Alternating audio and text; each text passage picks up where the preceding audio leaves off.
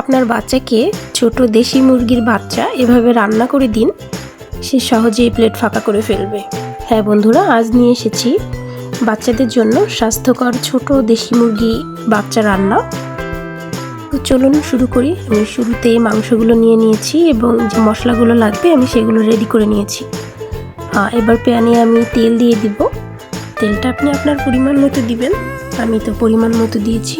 এই যে গরম মশলা যেটা, আমি পুরোটা দিব না, আমি বাদ বাকিটা পরে দিব। আমি মশলাগুলো ঢেলে দিলাম, ঢেলে একটু নাড়াচাড়া করে নিলাম, সঙ্গে চিকেনটাও দেখিয়ে দিলাম। এই যে আমি আগে থেকে ডাল রান্না করে রেখেছি। মশলাটাকে ভালো করে কষিয়ে নেবেন। মশলা আপনি যত ভালো কষাতে পারবেন আপনার মুরগির মাংসের স্বাদটা তত ভালো হবে। আমি এখানে শুকনো মরিচ ব্যবহার করেছি, আমি নর্মালি কাঁচামরিচ ব্যবহার করি যেহেতু আমার ছোট বেবি খাবে। আপনাদের বাসায় যদি কাঁচামরিচ থাকে তাহলে সেটা দিয়ে রান্না করবেন। আমার বাসায় আজ কাঁচামরিচ ছিল না, যার কারণে আমি শুকনো মরিচ দিয়ে রান্না করেছি, তবে মরিচের পরিমাণটা আমি কম দিয়েছি। এখন মাংসটাকে আমি একে একে দিয়ে দিয়েছি, ভালোভাবে নাড়াচাড়া করে দিব।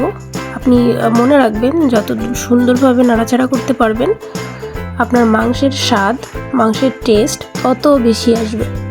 যেহেতু বাচ্চা খাবে এই জন্য টেস্টের বিষয়টা একটু মাথায় রেখে তারপরে আপনার নাড়াচাড়া করতে হবে এবং মশলার পরিমাণও সেই পরিমাণে দিতে হবে, কারণ মশলা বেশি দিতে হবে না, যেহেতু ছোট বাচ্চা খাবে বেশি মশলার প্রয়োজন নেই।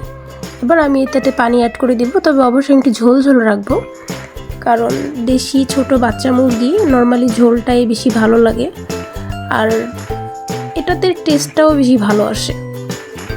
এই যে আমি এটা একটু ঢাকা দিয়ে দিলাম। দেখুন আপনাদের প্রিয় গালিব এখানে কি করছে। সে এখানে এসে আমার যে পেঁয়াজ মরিচগুলো ছিল সেগুলো সব নামিয়ে তার উপরে পাড়াচ্ছে। শুধু পাড়াচ্ছে না, এটা একবার ফেলছে, ঢালছে, একবার উঠাচ্ছে। দেখুন এই দুষ্টুমি করে। আমি যখনই রান্নাঘরে আসি রান্না করি, ওই যে আবার দেখছে দেখা যায় কিনা। যখন আমি কিচেনে আসি তখনই সে আমার পিছনে পিছনে এসে এই দুষ্টুগুলো করবে। ভালোই লাগে বন্ধুরা। তারপরে এই যে আমার মাংস আলু সিদ্ধ হয়ে গিয়েছে, আমি আবার একটু ঢাকা দিয়ে দিলাম। এই পর্যায়ে আমি যে গরম মশলাটা আমি আগে থেকে রেখেছিলাম, একটু উঠিয়ে রেখেছিলাম, সেটা আমি দিয়ে দিব। দিয়ে আমি একটু নাড়াচাড়া করবো। বেশি ঝোল আমি কমাবো না, কারণ যেহেতু দেশি মুরগি এটাতে ঝোলটাই বেশি ভালো লাগে। এই পর্যায়ে আমি একটু আমার যে ভেজে রাখা যে গুঁড়া মশলা আছে সেটা আমি দিয়ে দিব। দিয়ে দেওয়ার পর এটার স্বাদটা আরও বেশি ভালো আসে। জিরা গুঁড়া যেটা, সেটা হচ্ছে রোস্টেড বলতে আপনি শুকনো কড়ায় একটু ভাজি করে একটু গুঁড়া করে নেবেন, এটা ভালো হয়। এই যে দেখুন বন্ধুরা আমার মাংসের ফাইনাল লুক কেমন হয়েছে, দেখে আকর্ষণীয় লাগছে না?